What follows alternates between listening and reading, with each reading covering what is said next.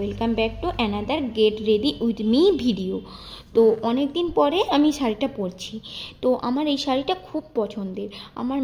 আমাদের মেয়েদের শাড়ির সঙ্গে একটা আলাদা আলাদা গল্প জড়িয়ে থাকে কোনো না কোনোভাবে। কোনো শাড়ি তার বিয়েতে পাওয়া, কোনোটা আবার তার মায়ের ওয়ারড্রয়ার থেকে পাওয়া, আবার কোনোটা তার প্রিয়জনের দেওয়া, বা কোনোটা তার বরের দেওয়া। আমার এই শাড়িটা আমার বরই আমাকে গিফট করেছিল 2022-এর দুর্গাপুজোতে। তো আমার এই শাড়িটা খুব খুব পছন্দের। এটা আমার এতটাই পছন্দের যে কোথাও গেলে আমার এই শাড়িটাই পরতে ইচ্ছে করে। তো তোমরা সকলেই জানো শাড়িতে নারী, বা শাড়িতেই নারীর ভূষণ বাঙালি মেয়েদের কাছে যেন আলাদাই একটা আবেগ। তো তাই ভাবছিলাম আজকে তোমাদের সাথে সুন্দর শাড়িটার মেকআপ লুক ক্রিয়েট করে তোমাদের দেখাবো। তো এই যে তোমরা দেখতেই পাচ্ছ, টোনার, ময়শ্চারাইজার সবগুলোই ডান।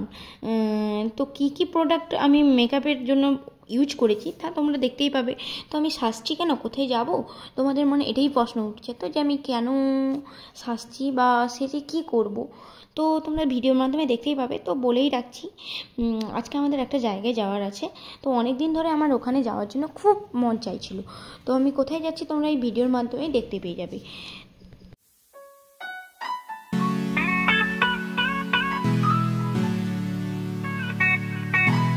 আজকে মন্দিরের উদ্দেশ্যে রেডি হয়ে বেরিয়ে পড়লাম।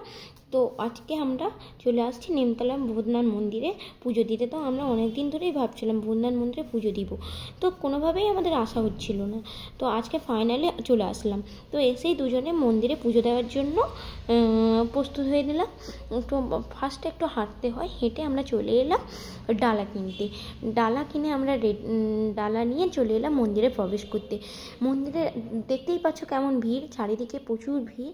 তার মধ্যে আমরা কোনোরকমভাবে ঠেলাঠেলির মধ্য দিয়ে মন্দিরে প্রবেশ করলাম। মন্দিরে প্রবেশ করে মন্দিরের ভেতরে ঢুকে ঠাকুরের দর্শন করলাম। ঠাকুরের দর্শন করার পরে ঠাকুরকে পুজো দিয়ে আমরা বেরিয়ে এলাম। বেরিয়ে আসার পর তারপরে আমরা চলে এলাম নিমতলা গঙ্গার ঘাট দেখতে।